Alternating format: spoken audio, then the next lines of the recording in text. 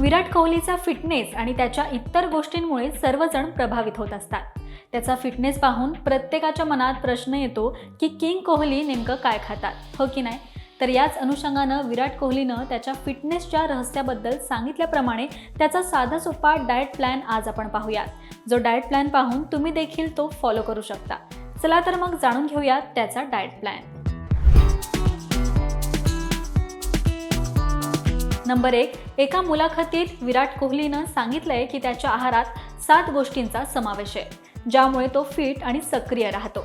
त्याने सांगितलंय की त्याच्या आहारात 2 कप कॉफी, कडधान्य, पालक, क्विनोआ, हिरव्या भाज्या, डोसे आणि अंडी यांचा समावेश आहे। याशिवाय विराट बदाम, प्रोटीन बार देखील खातो।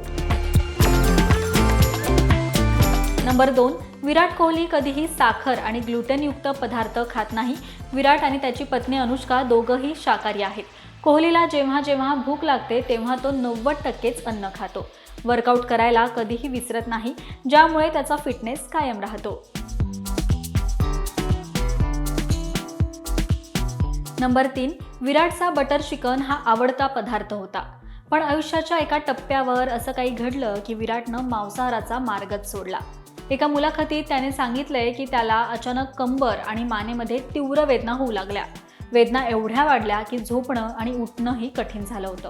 त्यानंतर एक दिवस विराटच्या एका आहारतज्ञ मित्रानं सांगितलं की या समस्येचं कारण म्हणजे त्याचा नॉनव्हेज डाएट होता। मुळात मांसाहार हा प्रथिनयुक्त आहार असल्यानं जास्त प्रमाणात खाल्ल्यानं शरीरात युरिक ॲसिड वाढण्याचा धोका असतो। तसेच विराटच्या आहारतज्ञ मित्रानं सांगितलं की त्याच्या पोटात ॲसिड खूप वाढलंय। तो निष्भ्रम करण्यासाठी त्याचे शरीर हाडांमधून कॅल्शियम काढून पोटात नेत होतं, त्यामुळे हाडांमध्ये असह्य वेदना होत होत्या। या दुखण्यापासून आराम मिळवण्याचा एकमेव मार्ग म्हणजे त्यांच्या आहारात बदल करणं। तर विराटने आपल्या मित्राचं म्हणणं गांभीर्याने घेतलं आणि त्याच्या आहारातून मांस, चिकन आणि मासे पूर्णपणे काढून टाकले। तर हे होते विराटचे डाएट प्लॅन। त्याचबरोबर स्पोर्टमॅन विराट कोहली त्याच्या आरोग्याची अशी योग्य काळजी घेत असल्यानं 35 वर्षाचा असून देखील आजही तो फिट आहे। त्यामुळे तुम्ही देखील त्याचा डाएट प्लॅन फॉलो करून त्याच्यासारखं फिट राहा। आणि ही माहिती तुम्हाला कशी वाटली हे कमेंट करून नक्कीच सांगा। पाहत रहा महाराष्ट्र टाइम्स। धन्यवाद।